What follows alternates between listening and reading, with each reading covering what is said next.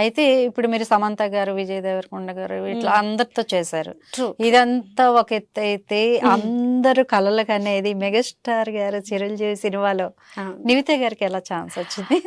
I don't no. నేను most eligible bachelor చేస్తున్నాను, అప్పుడు చేశాను, అయిపోయినట్టుంది. అదే ప్రొడక్షన్ నుంచి నాకు ఫోన్ వచ్చింది ఆడిషన్కి రమ్మని. I went and gave my audition. ఆ రోల్కి నాకు ఆడిషన్ అప్పుడు నాకు బాగా గుర్తు, రంగస్థలంలో అనసూయ గారి సీన్ చేయమన్నారు. అంటే Acharya is a very big film, అందులో సీన్స్ బయటకి ఆ సీన్ నన్ను చేయమన్నారు. ఆడిషన్ అప్పుడు అసిస్టెంట్ డైరెక్టర్ కెమెరాస్ పెట్టి నన్ను ఆ సీన్ చేయమని ఆ మూవీ స్క్రిప్టే ఇచ్చారు, సీన్ పేపర్. సో నేను అది మీ స్టైల్లో చేయండి, అనసూయ గారిలో చేయొద్దు అన్నారు. Just do it the way you want to do it, this is the lines అని. సో నేను చేశాను. ఆ రోజు నాకు కనిపిస్తూనే అక్కడ జూబ్లీహిల్స్లో ఆఫీస్ అనమాట ఆచార్య, ఒక 20-30 మంది ఉన్నారు నా రోల్కి వచ్చిన వాళ్ళు. నేను అప్పుడు అనుకున్నాను ఇంత కాంపిటీషన్ ఉంది నాకేం వస్తుందని. వాళ్ళు ఆల్రెడీ 1 month నుంచి ఆడిషన్స్ చేస్తున్నారంట. అప్పుడు ఏడి వచ్చి చెప్పారు, మీరు వీళ్ళని చూసి భయపడకండి, ఆల్రెడీ 80 members వీడియోస్ ఉన్నాయి నా దగ్గర.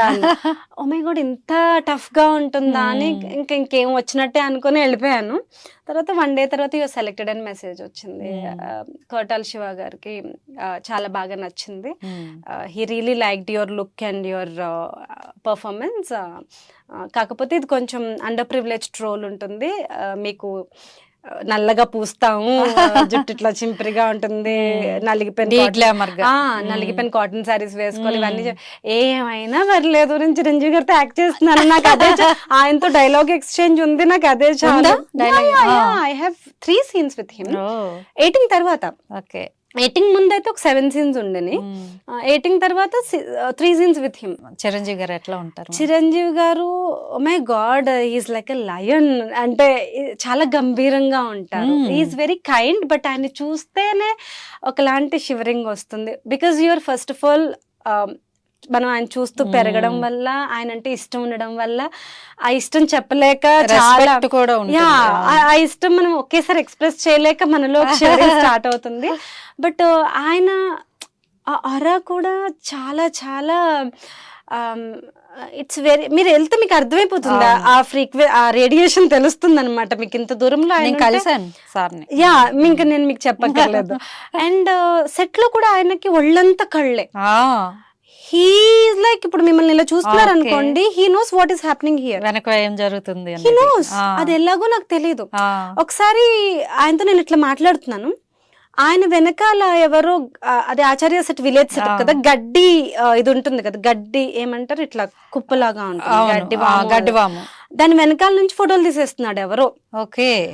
ఇక్కడ డయాగ్నల్ చెవు పక్కన ఆయన తక్కువ ఇలా తిరిగి ఇలా రా అని చెప్పి, అంటే బికాస్ సెట్ అదంతా రివీల్ అవ్వకూడదు కదా బిఫోర్ ద మూవీ రిలీజెస్.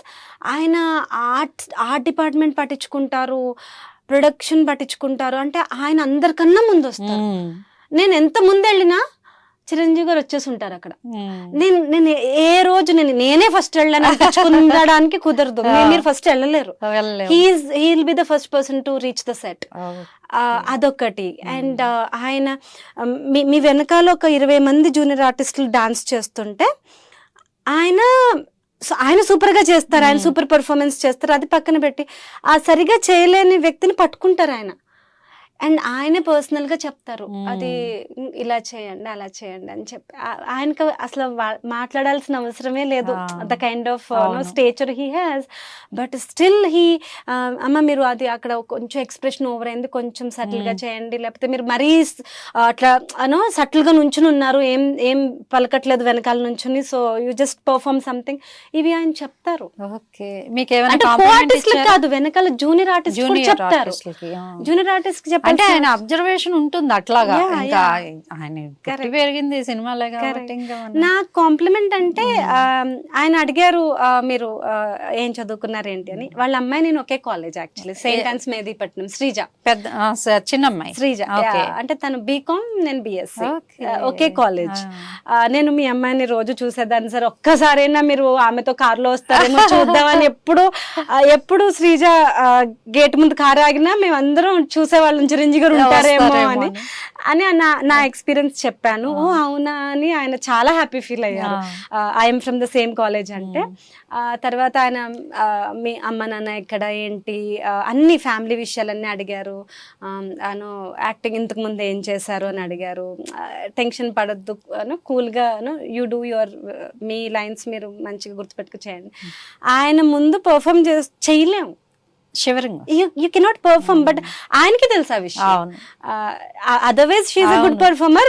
మనల్ని చూసి భయపడుతుంది ఆయనకి. సో ఆయన ఈజ్ చేస్తారు, కొంచెం నవ్వడం, హాయ్ చెప్పడం, ఇట్లా కొంచెం మిమ్మల్ని కార్డియల్ గా ఈజ్ చేస్తారు. సో దానివల్ల ఒక 1 day 2 days తర్వాత కొంచెం మనం ఈ లోకంలోకి వస్తాం. మెగాస్టార్ గారి తర్వాత వచ్చేది మీకు డబుల్ బొనంజా అని చెప్పాలి. హరిహర వీరమల్లులో పవన్ కళ్యాణ్ గారితో ఎట్లా అనిపించింది వర్క్? యాక్చువల్గా చిరంజీవి గారితో నేను చేసిన రోలు, అందులో ఇంకా చాలా మంది యాక్టర్స్ ఉంటారు. వెన్నెల కిషోర్ గారు, పూజా హెగ్డే హీరోయిన్, ఇంకా నా పక్కన నా పేరుగా చేసిన ఆయన, ఇంకా ఇట్లా చాలా మంది ఉంటారు. I'm one amongst them.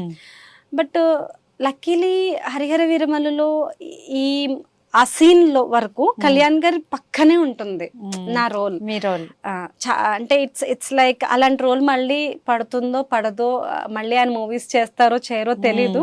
So I feel very very lucky to. అంటే ఫస్ట్ సెట్ లో ఆయన చూసినప్పుడు మీరు ఎట్లా ఫీల్ అయ్యారు? అసలు ఫస్ట్ సెట్ లో నేను ఆయన చూడలేదు. నేను ఫీల్ అయ్యాను, ఎందుకంటే బై ద టైం ఆయన వచ్చారు అని తెలిసేటప్పటికి ఆయన ఎక్కడో ఉన్నారు. He walks so fast. Kalyan గారు నడుస్తుంటే మనం పరిగెట్టాలి, అంత ఫాస్ట్ గా నడుస్తారు. ఆయన నడుస్తుంటే వెనకాల సెక్యూరిటీ గార్డ్స్ నడవరు, పరిగెడతారు. ఎందుకంటే ఆయన నడక వీళ్ళ పరుగు ఒక రిధమ్ లో ఉంటుంది అనమాట. ఆయన ఇలా వెళ్ళిపోయిన తర్వాత అందరూ జనాలు టక్ వెళ్ళిపోయిన తర్వాత ఒక తుఫాన్ వెళ్ళినట్టుగా నేను ఏదో కూర్చొని నేను ఏదో ఫోన్ చూసుకుంటున్నా. ఆ రోజు ఆయన వస్తారని తెలీదు. టక్కన ఇలా చూసి ఏమైంది అంటే కళ్యాణ్ గారు వెళ్ళిపోయా, ఇలాగే వెళ్ళారని 100 సార్లు అడిగా. ఇలాగే వెళ్ళారని చెప్తే నేను I just touch the ground and took the blessing. ఎందుకంటే అసలు డైరెక్ట్ గా ఈ ఎన్విరాన్మెంట్ లో ఆయన ఉన్నారనేది నా first feeling, first day feeling. Second day, first day నేను షూట్ కి వెళ్ళలేదు, కాస్ట్యూమ్ ఫిట్టింగ్స్ కోసం వెళ్ళాను. అంటే కాస్ట్యూమ్ మీకు మొత్తం అంతా వేసి చూస్తారు, ఫొటోస్ తీస్తారు కదా, అదంతా సరిపోతుందా లేదా బ్లౌజ్ ఇవన్నీ. సో ఆ రోజు కలవడం కుదరలేదు, ఎందుకంటే నాకు కాస్ట్యూమ్స్ అయిపోయాక వెళ్ళిపోవాలి కాబట్టి. But I felt that air, ఆయన ఉన్న గాలిని నేను ఫీల్ అయ్యాను. బట్ దాని తర్వాత second day onwards morning 7 o'clock నుంచి ఈవినింగ్ 5:30 వరకు in front of the power star Pavan Kalyan గారు అట్లా చూస్తూ కూర్చోవచ్చు. బికాస్ నా షూట్ అయిపోయినా కూడా నేను డ్రెస్ మార్చుకొచ్చి మళ్ళీ కూర్చొని అట్లా చూసేదాన్ని.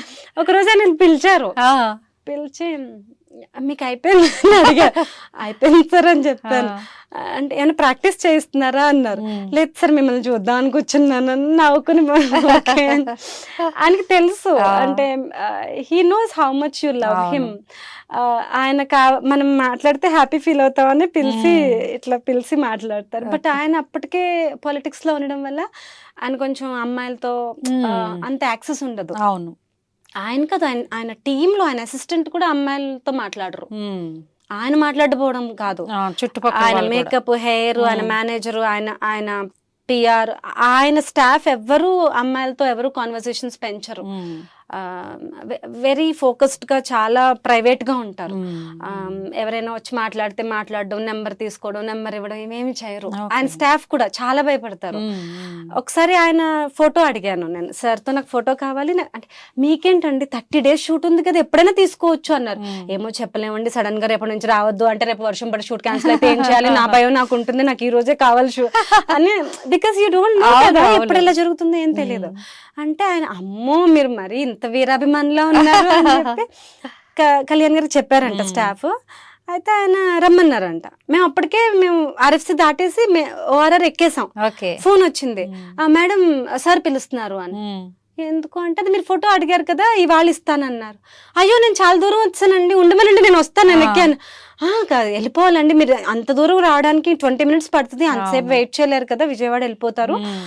ఇట్స్ ఓకే అండి, రేపు ఎప్పుడైనా మళ్ళీ ఓకే. ఆ రోజు ఎంత ఫీల్ అయ్యానో, కళ్యాణ్ గారు రమ్మని చెప్పడం, నేను వెళ్ళలేకపోయాను మొత్తానికి. అప్పుడు ఏమైందంటే, నేను అట్లా ఫీల్ అవుతూ కార్లో కూర్చున్నాను, ఆయన కారు నా పక్క నుంచి అట్లా వెళ్తోంది. ఆయన విండో దించి నేను సార్ సార్ అని గట్టిగా గొంతు పగిలేలా వచ్చాను. See how sweet he is. ఆయన విండో దించి కార్స్, ఆయన వెనకాల 2 కార్లు ముందు 2 కార్లు ఉంటాయి, వాళ్ళందరూ స్లో చేసి ఆయన స్లో చేసి విండో దించి చెయ్యూపి ఓకే నాకు అర్థమైంది అని చెప్పి చాలా ఆల్మోస్ట్ ఒక 1-2 కిలోమీటర్స్ విండో దించే నా కార్ పాస్ అయ్యే వరకు విండో దించే ఉన్నారు. ఆయనే డ్రైవ్ చేస్తున్నారు అప్పుడు ఆ car. So those kind of incidents happen because ఆయన హీస్ నెక్స్ట్ టు గాడ్. ఆయనకి అవసరం లేదు ఎవరో కార్లో పాస్ అవుతూ హాయ్ చెప్తే ఆయన ఈ 3 కార్లని స్లో డౌన్ చేసి విండో దించి రేపు సెట్ లో కలుస్తాం కదా సారీ అని చూసుకోలేదు అని అనొచ్చు. అసలు ఆయన ఏమనకపోయినా మనకేం ఫరక్ పడదు. కానీ he minds everything, he minds every person. ఎంత చిన్న అయినా 3 సంవత్సరాల పిల్లోడు కూడా హీల్ సే హాయ్ అండ్ ఆయన తీసుకొచ్చి ఒళ్ళో కూర్చోబెట్టుకుంటారు.